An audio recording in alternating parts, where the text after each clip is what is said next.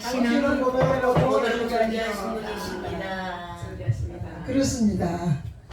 우리 하나님 아버지께서는 저와 여러분을 참으로 보배롭고 존귀한 존재로 만들어 주셨습니다.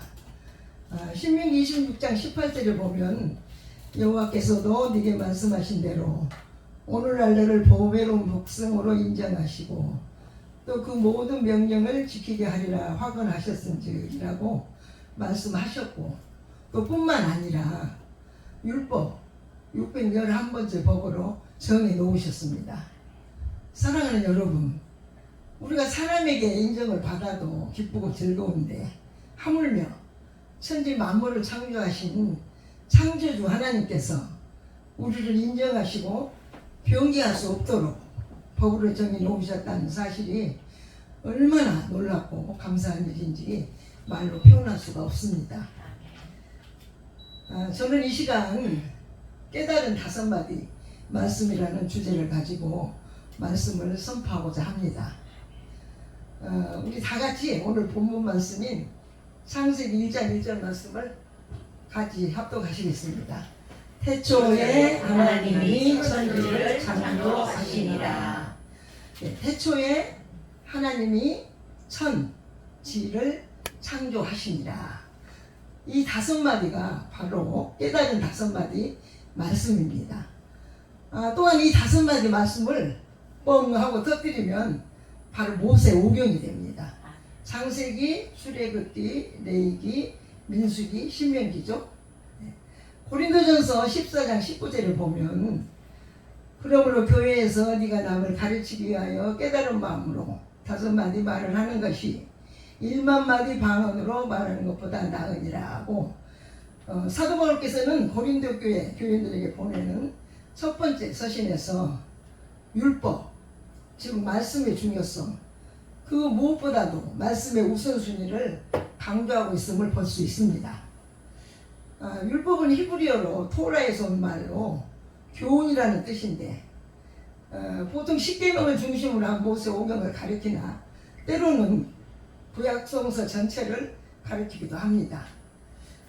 율법의 기초를 이루고 있는 것은 윤리적인 것으로서 출애굽기 20장의 십계명과 또 언약법전, 레위기 1장에서 21장의 레위기 법전, 또 신명기 12장에서 26장의 신명기 법전 등에서 볼 수 있습니다. 이 율법은 모두 613개 개조인데 하라는 강제 조문이 248개, 하지 말라는 금계가 365개로 구분되어 있습니다. 법의 중심은 하나님이시며 이는 율법을 지키고 선을 행하는 자에게는 생명이 주어지고 율법을 불순종하고 악을 행하는 자는 멸망을 당한다는 원리로서 신명기 4장 1절에서 명령하고 계심을 봅니다. 제가 읽어드리겠습니다. 이스라엘아, 이제 내가 너희에게 가르치는 규례와 법도를 듣고 준행하라. 그리하면 너희가 살 것이요 너희 열조의 하나님 여호와께서 너희에게 주시는 땅에 들어가서 그것을 얻게 되리라고 하셨습니다. 그런데 유대인들은 자력으로, 즉 자신들의 행위로 율법을 준행할 수 있다고 생각했습니다. 원래 이스라엘에게 율법이 주어진 것은 출애굽 사건, 즉 애굽을 탈출한 이후이며 특히 홍해에서 하나님의 기적이 나타나고 그 후 시내산에서 언약의 구체화로서 십계명을 받았습니다. 여기서 알아야 할 것은 먼저 은혜의 선택이 있은 후에 언약을 맺고 구체적 규범으로서 율법을 받은 것입니다. 그러므로 율법을 지킴으로써 구원을 받는다고 믿는 바리새인들은 이 순서를 역행하고 있는 것입니다.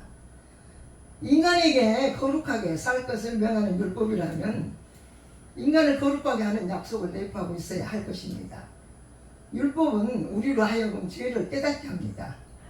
지금 율법이 뭐뭐 하라, 뭐뭐 하지 마라의 법을 두어 인간 내면의 선악 구조를 거울로 비추어 자신의 죄의 실상을 폭로하기 때문에 죄를 깨닫게 한다는 것입니다. 아멘.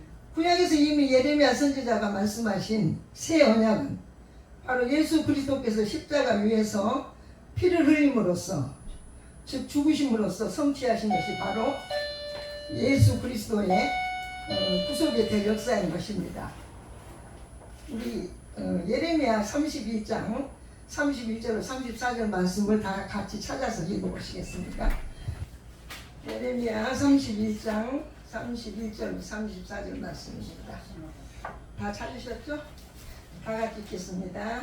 나 여호와가 말하노라. 보라, 날이 이르리니 내가 이스라엘 집과 유다 집에 새 언약을 세우리라. 나 여호와가 말하노라. 이 언약은 내가 그들의 열조의 손을 잡고 애굽 땅에서 인도하여 내던 날을 세운 것과 같지 아니할 것은 내가 그들의 남편이 되었어도 그들이 내 언약을 파하였음이니라. 나 여호와가 말하노라. 그러나 그날 후에 내가 이스라엘 집에 세울 언약은 이러하니 곧 내가 나의 법을 그들의 속에 두며 그 마음에 기록하여 나는 그들의 하나님이 되고 그들은 내 백성이 될 것이라. 그들이 다시는 각기 이웃과 형제를 가르쳐 이르기를 너는 여호와를 알라 하지 아니하리니 이는 작은 자로부터 큰 자까지 다 나를 알미니라. 내가 그들의 죄악을 사하고 다시는 그 죄를 기억지 아니하리라.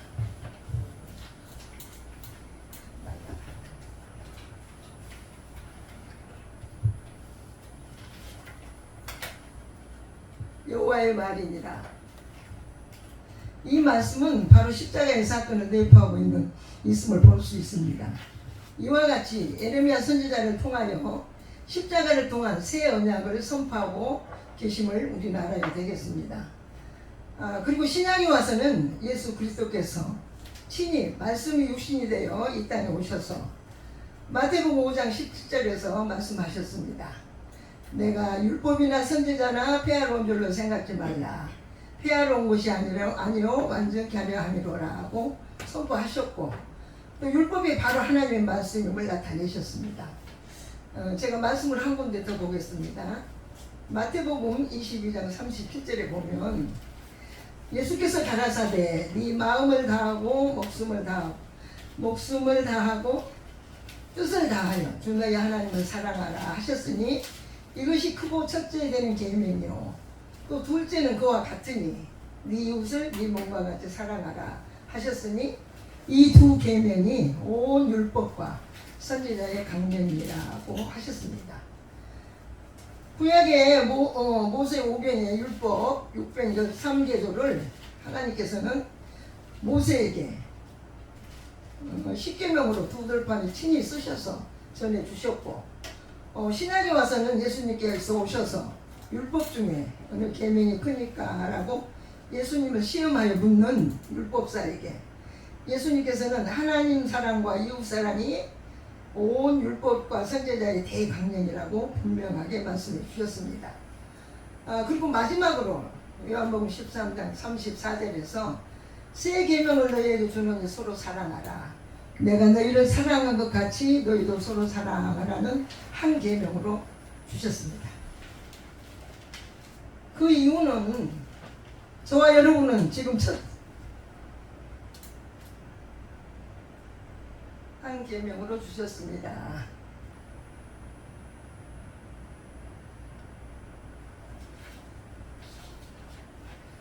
이웃을 사랑하라는 계명은 구약에도 이미 기록되어 있는 것으로 예수님께서 직접 강조하신 바처럼 하나님을 사랑하라는 계명과 더불어 율법의 핵심인 것입니다. 그런데 예수님께서 서로 사랑하라는 계명을 새 계명이라고 말씀하신 이유는 이 사랑의 동기와 표준이 이제 예수님 자신이 되었기 때문입니다. 즉 죄인들을 먼저 사랑하셔서 말씀이 육신이 되어 오신 예수님이 이제 죄인들의 구원을 위해 죽기까지 자신을 희생하신 것처럼 우리가 서로 사랑할 것을 요구하시는 것입니다. 신구약 전체를 통하여 예수 그리스도의 사랑을 우리에게 보여주시고 너희도 이와 같이 이 사랑을 실천해 주기를 요구하십니다. 사랑하는 여러분, 이제 본문으로 돌아와서 오늘 본문 말씀인 창세기 1장 1절 말씀을 다시 한번 합독하시겠습니다. 태초에 하나님이 천지를 창조하시니라. 이 말씀이 바로 하늘 성전의 설계 도면입니다. 이 설계 도면 안에는 지식과 지혜의 보화가 다 감춰져 있습니다. 하나님께서는 노아에게 방주의 설계 도면을, 또 모세에게는 성막과 대제사장 모세 설계 도면을, 에스겔 선지자에게는 에스겔 성전의 설계 도면을 주셨습니다. 사랑하는 여러분, 성경 시나리오의 주인공은 바로 저와 여러분이라는 사실을 믿으시기 바랍니다. 그러기에 우리는 문 너머에 있는 우리의 본향인 셋째 하늘의 비밀을 알아야 하는 것입니다. 그 이유는 저와 여러분은 지금 첫째 하늘에서 시작하여 영원을 향해 가고 있는 나그네들이기 때문입니다. 히브리서 11장 13절을 보면 이 사람들은 다 믿음을 따라 죽었으며 약속을 받지 못하였으되 그것들을 멀리서 보고 환영하며 또 땅에서는 애국인과 나그네로라 증언하였으니 이같이 말하는 자들은 본향 찾는 것을 나타냅니다. 말씀하셨습니다. 그러기에 우리는 셋째 하늘에 있는 우리 본향인 하늘나라에 대해서 잘 알아야 하겠습니다. 그 영원한 나라로 저와 여러분을 데리고 가시기 위해서 예수 그리스도께서 보혜사로 우리 안에 오신 것을 믿으시기 바랍니다. 우리가 그분과 계속 말씀을 교제할 때 우리는 셋째 하늘의 비밀을 알게 되는 것입니다. 셋째 하늘에서 오신 분만이 셋째 하늘, 즉 천국 가는 그 길을 아시는 것입니다. 사랑하는 여러분, 믿음을 선물로 받은 우리는 내 안에 오신 그리스도와 소통이 되어야 합니다. 소통이 되지 않으면 이사야 선지자의 예언과 같이 너희가 듣기는 들어도 깨닫지 못할 것이요 보기는 보아도 알지 못하리라는 것입니다. 우리가 말씀이신 그분과 함께 계속 말씀 교제를 통하여 셋째 하늘의 비밀을 알아가게 될 때 우리는 천국 가는 길을 알게 되면 더 이상 비밀이 아니라는 것입니다. 우리가 눈을 감고 생각해 보면 고향집 가는 길이 환히 보이는 것처럼 말씀을 통달하게 되면 하늘 가는 밝은 길이 내 안에 환히 보이게 되는 줄 믿습니다. 할렐루야. 아멘. 그러면 이제 천지창조를 시작해 보겠습니다. 저와 여러분은 하나님께서 우리에게 주신 천지창조의 설계 도면인 창세기 1장 3절에서 2장 3절을 가지고 천지창조를 건설하는 건축자들이라는 사실을 믿으시기 바랍니다. 우리 주 예수 그리스도께서는 이미 틀을 닦아 놓으셨습니다.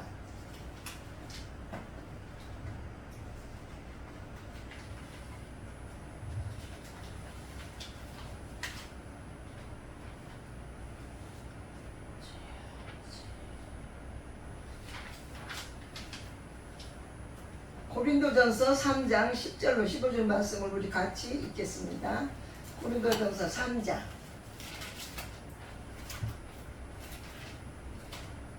10절로 15절 말씀입니다.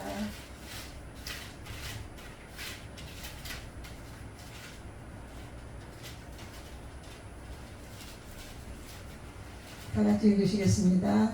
내게 주신 하나님의 은혜를 따라 내가 지혜로운 건축자와 같이 틀을 닦아두매 다른 이가 그 위에 세우나 그러나 각각 어떻게 그 위에 세우기를 조심할지니라. 이 닦아둔 것 외에 능히 다른 틀을 닦아줄 자가 없으니 이 틀은 곧 예수 그리스도라.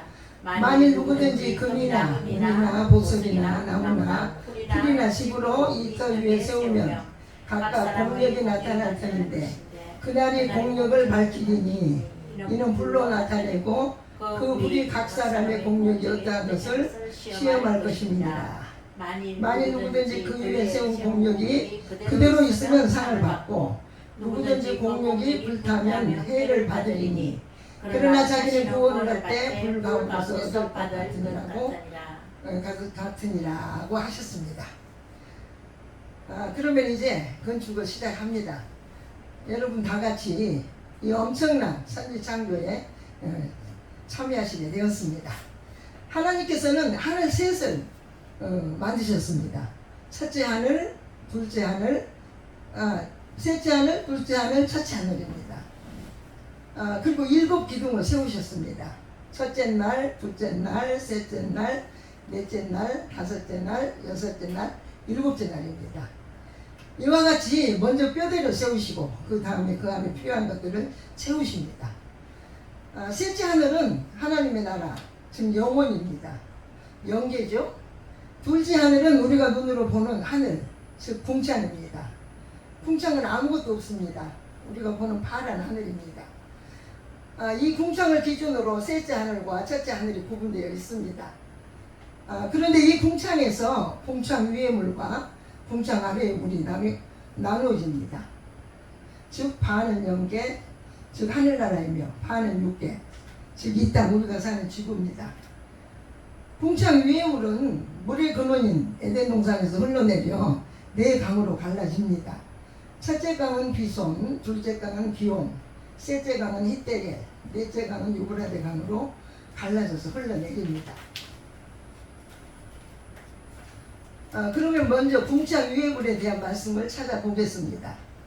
계시록 22장 1절에 보면 또 새가 수정같이 맑은 생명수의 강을 내게 보리니 하나님과 및 어린 양의 보좌로부터 나서 길 가운데로 흐르더라.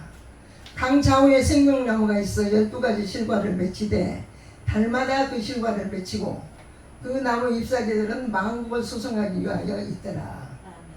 에스겔 47장 1절을 보면 그가 나를 데리고 전문에 이르시니 전의 전면이 동을 향하였는데 그 문지방 밑에서 물이 나와서 동으로 흐르다가 전 우편 제단 남편으로 흘러내리더라. 요한복음 7장 또 37절에 보면 예수님께서 말씀하십니다. 명절 끝날고 큰 날에 예수께서 서서 외쳐 가라사대 누구든지 목마르거든 내게로 와서 마시라. 나를 믿는 자는 성경의 이름과 같이 그 배에서 생수의 강이 흘러나리라. 이 강들은 다 궁창 위의 물이며 한 번 마시면 영원히 목마르지 않는 생명수인 것입니다. 반면에 궁창 아래 물은 요한복음 4장에 나오는 수가성의 우물, 즉 야곱의 우물물입니다. 이 물은 우리가 현재 마시는 물로 먹어도 목이 마르는 첫째 하늘의 물인 것입니다. 예수님께서는 이 우물가에서 물길로 온 사마리아 여인에게 말씀하셨죠.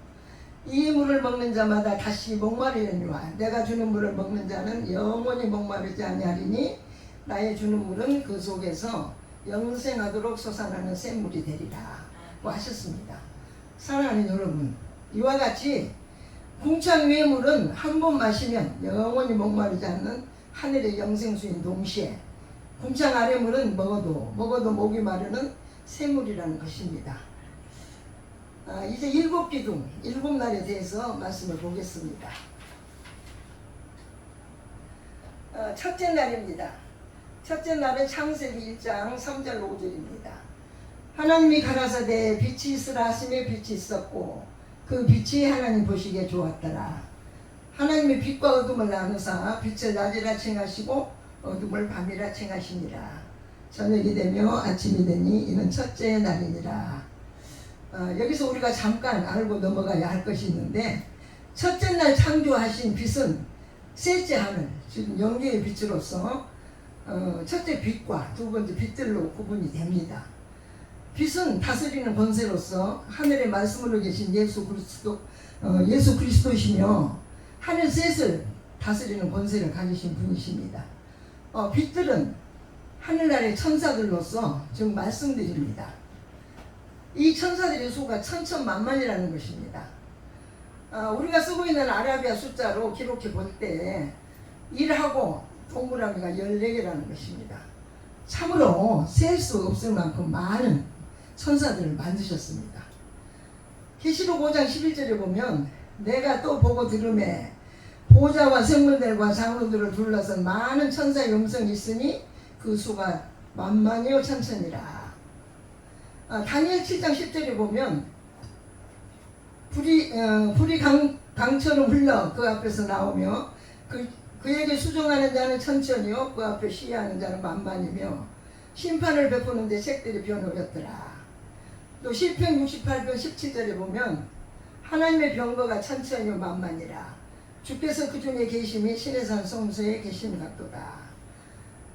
이와 같이 하나님께서는 많은 천사, 말씀을 천천만만으로 셀 수 없을 만큼 많은 천사를 만드셨습니다. 그러면 이제 천사들의 역할을 구분해 보겠습니다. 첫째, 누시엘과 그의 천사들. 여기서 엘은 천사장을 의미합니다. 누시엘과 그의 천사들은 찬양을 담당하는 천사들입니다. 또 가브리엘과 그의 천사들. 가브리엘과 그의 천사들은 전령 역할을 합니다. 누가복음 1장 19절을 보면 천사가 대답하여 가로되 나는 하나님 앞에 섰는 가브리엘이라. 이 좋은 소식을 전하여 네게 말하라고 보내심을 입었노라. 이와 같이 가브리엘 천사는 좋은 소식, 하나님의 소식을 전달하는 전령 역할을 합니다. 세 번째, 미가엘과 그의 천사들입니다. 미가엘과 그의 천사들은 하늘의 군대입니다. 마하나임이죠. 다니엘 10장 21절에 보면 오직 내가 먼저 진리의 글에 기록된 것으로 네게 보이리라. 나를 도와서 그들을 대적하는 자는 너희 군 미가엘 뿐이니라고 하셨습니다. 네 번째는 나파엘과 그의 천사들입니다. 나파엘과 그의 천사들은 치료를 담당하는 천사들입니다. 출애굽기 15장 26절에 보면 가라사대 너희가 너희 하나님 나 여호와의 말을 청종하고 나의 복에 의의를 행하며 내 계명의 길을 기울이며 내 모든 규례를 지키면 내가 애굽 사람에게 내린 모든 질병이 하나도 너에게 내리지 아니하리니 나는 너희를 치료하는 여호와이니라 말씀하셨습니다. 다섯 번째는 그룹, 여섯 번째 스랍, 일곱 번째 내 생물, 여덟 번째 24장로들. 다 역시 천사들로서 하늘나라에 자신들이 정해진 위치에서 맡겨진 사역을 다 담당하고 있습니다. 히브리 1장 14절에 보면 모든 천사들은 부리는 영으로서 구원 얻을 후사들을 위하여 섬기라고 보내심이 아니뇨. 천사들은 그리스도와 구원받은 자들을 위해 봉사하는 영적 존재들입니다. 우리에게도 우리를 돕는 봉사하는 천사들이 있다는 것입니다. 우리가 천사에 대해서 알아야 우리에게 붙여진 천사들을 부를 수 있는 것입니다. 여기까지 이제 첫째 날 빛에 대한 말씀이고, 이제 그러면은 첫째 날 어둠에 대해서 말씀을 찾아보겠습니다. 첫째 날 어둠은 천사 중에서 가장 아름답게 보색 10개로 지음받은 찬양 담당인 천사는 루시엘이 하나님처럼 되겠다는 그의 교만으로 인하여 하나님을 배반하고 반역하여 결국 하나님 나라의 셋째 하늘에서 추방당하여 첫째 하늘, 즉 우리가 사는 이 땅으로 떨어지고 말았습니다. 그리하여 첫째 하늘의 어둠의 주관자가 되었다는 것이죠. 사탄 마귀의 우두머리가 되었다는 것입니다. 사탄 거짓말쟁이, 거짓의 아비로 천하를 빼는 자인 것입니다. 우리가 누시엘 천사에 대해서 잘 알아야 마귀의 정체를 잘 알 수 있습니다. 말씀을 찾아보겠습니다. 에스겔 28장 13절에 우리 여기는 좀 같이 찾아보죠. 에스겔 28장 13절, 에스겔 28장 13절부터 같이 읽겠습니다. 네가 옛적에 하나님의 동산 에덴에 있어서 각종 보석, 곧 홍보석과 황보석과 금강석과 황옥과 홍마와 창옥과 청보석과 남보석과 홍옥과 황금으로 단장하였으며 네가 짐을 받던 날에 너를 위하여 소고와 비파가 예비되었었도다. 너는 기름 부음을 받은 덮는 그룹이며 내가 너를 세우며 네가 하나님의 성산에 있어서 화강석 산에 왕래하였었도다. 네가 지음을 받던 날로부터 네 모든 길에 완전하더니 마침내 불의가 드러났도다.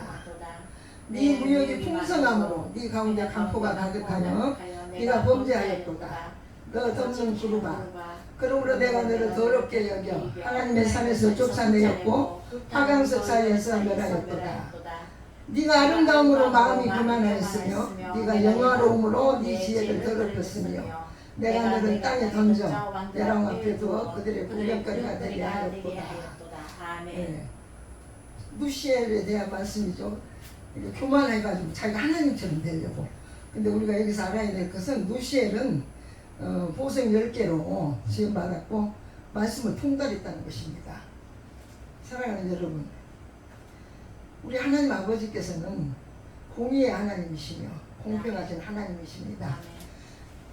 첫사람 아하와도 천사장 루시엘도 최고의 위치에 최상의 아름다움으로 지음을 받았음에도 불구하고 하나님의 법을 어김으로 참으로 비참한 이치로 추방당하였습니다. 우리 역시 명심해야 하겠습니다. 하나님께서 하와에게는 빛의 옷을 입혀주지 않으셨습니까? 그런데 불순종함으로 빛의 옷은 사라지고 무화과 나무 잎의 옷을 만들어 입었죠. 무화과 나무 잎의 옷이 얼마나 가겠습니까? 햇볕이 오면 다 말르죠. 예, 사람은 자기 죄를 해결할 수 없다는 것입니다. 결국 하나님께서는 가죽옷을 지어 입히시고 에덴 동산에서 그 사람을 내보내셨죠. 사랑하는 여러분, 여기까지가 셋째 하늘의 스토리입니다. 그러니까 첫째 날은 셋째 하늘을 지으셨다는 걸 알면 되겠습니다. 이제 둘째 날입니다. 둘째 기둥이죠. 창세기 1장 6절에서 8절 말씀입니다. 이건 제가 읽고, 하나님이 가라사대 물 가운데 궁창이 있어 물과 물로 나누게 하리라 하시고, 하나님이 궁창을 만드사 궁창 아래의 물과 궁창 위의 물로 나누게 하시매 그대로 되니라. 하나님이 궁창을 하늘이라称하시니라. 저녁이 되며 아침이 되니 이는 둘째 날이니라. 둘째 날에는 궁창 위의 물과 궁창 아래의 물을 만드셨습니다. 이제 셋째 날입니다. 창세기 1장 9절로 13절 말씀입니다. 우리 경훈 강교사님 좀 읽어주세요. 창세기 1장 9절로 13절 말씀입니다. 셋째 날. 하나님이 이르시되 천하의 물이 한 곳으로 모이고 묻이 드러나라 하시니 그대로 되니라. 하나님이 묻을 땅이라 부르시고 모인 물을 바다라 부르시니 하나님이 보시기에 좋았더라. 하나님이 이르시되 땅은 풀과 씨 맺는 채소와 각종 종류대로 씨 가진 열매 맺는 나무를 내라 하시니 그대로 되니라. 땅이 풀과 각기 종류대로 씨 맺는 채소와 각기 종류대로 씨 가진 열매 맺는 나무를 내니 하나님 보시기에 좋았더라. 저녁이 되고 아침이 되니 이는 셋째 날이니라. 네, 감사합니다. 셋째 날에는 바다와 육지, 즉 5대양 6대주가 만들어졌습니다. 넷째 날입니다. 창세기 14절 19절 말씀입니다. 하나님이 가라사대 하늘의 궁창에 광명이 있어 주야를 나누게 하라. 또 그 광명으로 하여 징조와 사시와 일자와 연한이 이루라. 또 그 광명이 하늘의 궁창에 있어 땅에 빛이라 하시고 그대로 되니라. 하나님이 두 큰 광명을 만드사 큰 광명으로 낮을 주관하게 하시고 작은 광명으로 밤을 주관하게 하시며 또 별들을 만드시고 하나님이 그것들을 하늘의 궁창에 두어 땅에 비추게 하시며 주야를 주관하게 하시며 빛과 어둠을 나누게 하시니라. 하나님이 보시기에 좋았더라. 저녁이 되며 아침이 되니 이는 넷째 날이니라. 사랑하는 여러분,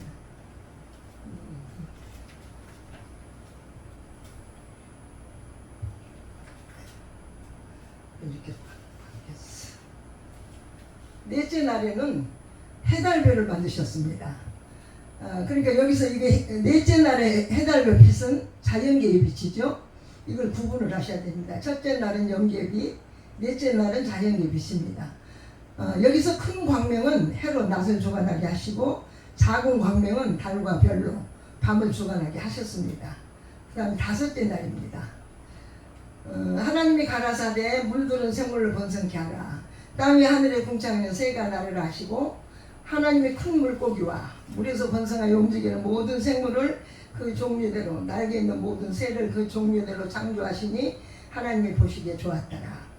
하나님이 그들에게 복을 주어 가라사대 생육하고 번성하여 여러 바닷물에 충만하라.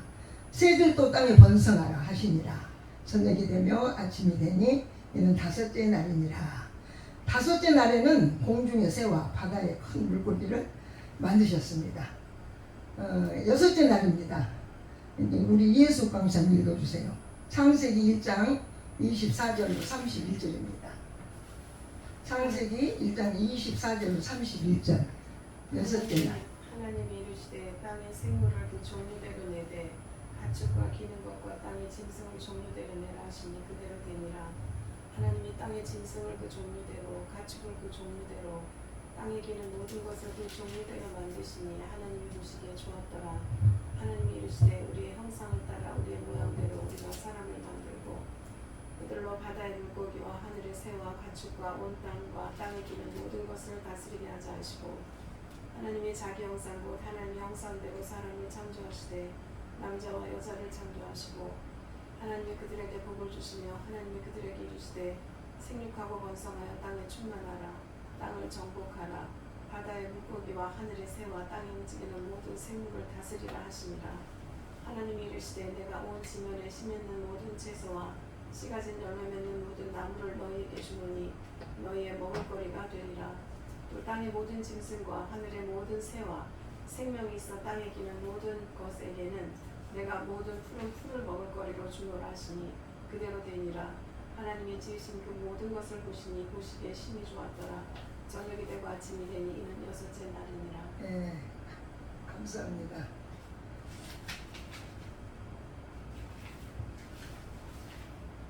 사랑하는 여러분, 하나님께서는 여섯째 날에 하나님의 형상대로 지음받은 사람에게 다스리는 권세를 주셨습니다. 창세기 1장 28절에 하나님이 그들에게 복을 주시며 그들에게 이르시되 생육하고 번성하여 땅에 충만하라 땅을 정복하라 바다의 고기와 공중의 새와 땅에 움직이는 모든 생물을 다스리라 하시니라. 여러분, 우리 하나님 아버지께서는 자신의 형상대로 만드신 인간에게 마음껏 축복하시고 또 지으신 모든 만물을 다스리는 큰 권세를 주셨습니다. 그리고 율법 첫 번째 법으로 다스리는 법으로 정해 놓으셨습니다. 이제 마지막 일곱째 날입니다. 천지 만물이 다 이루니라. 하나님이 지으시던 일이 일곱째 날 이를 때에 마치니 그 지으시던 일이 다 함으로 일곱째 날에 안식하시니라. 하나님이 일곱째 날을 복주사 거룩하게 하셨으니 이는 하나님이 그 창조하시며 만드시는 모든 일을 마치시고 이날에 안식하셨습니다. 할렐루야. 천지 창조가 완성되었습니다. 그리고 하나님께서는 안식에 들어가셨습니다.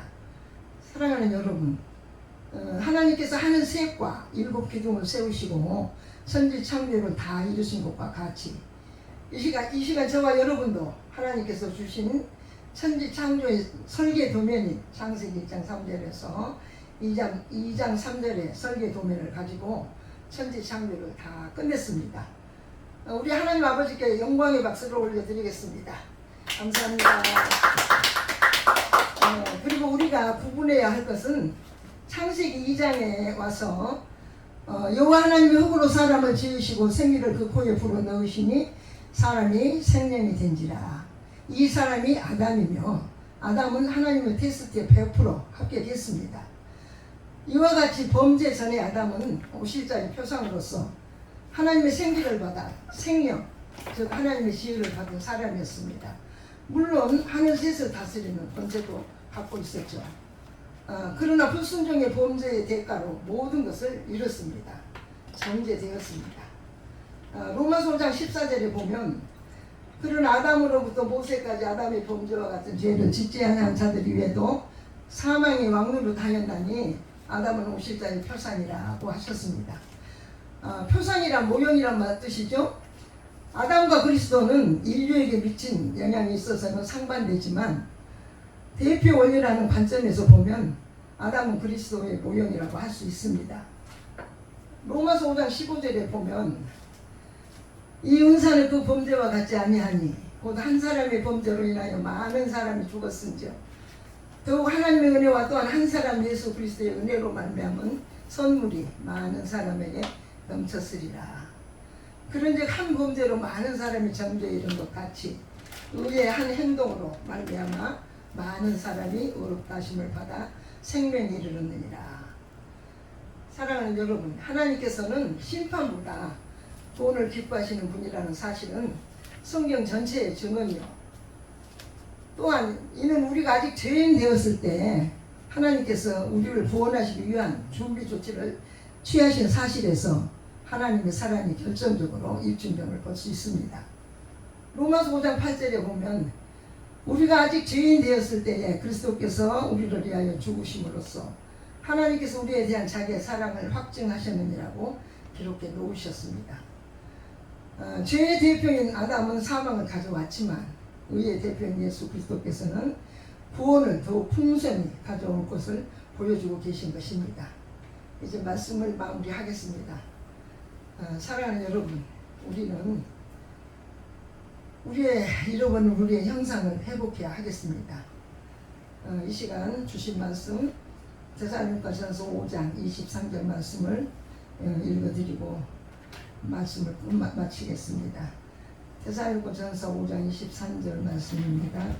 평강의 하나님이 친히 너희를 온전히 거룩하게 하시고 또 너희 온 영과 혼과 몸이 우리 주 예수 그리스도 강림하실 때에 흠없이 보존되기를 원하노라. 평강의 하나님께서 너희 모든 사람과 함께 계실지어다. 아멘. 기도하시겠습니다.